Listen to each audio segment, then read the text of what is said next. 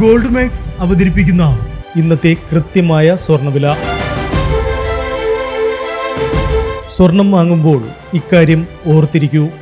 24 carrot എന്നത് 100% സ്വർണം, 22 carrot എന്നത് 91.7% സ്വർണം, 18 കാരറ്റ് എന്നത് 75% സ്വർണം.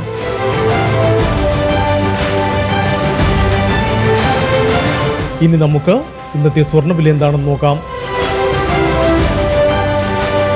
18 കാരറ്റ് സ്വർണം 1 ഗ്രാം 7345 രൂപ, 8 ഗ്രാം 58,760 രൂപ.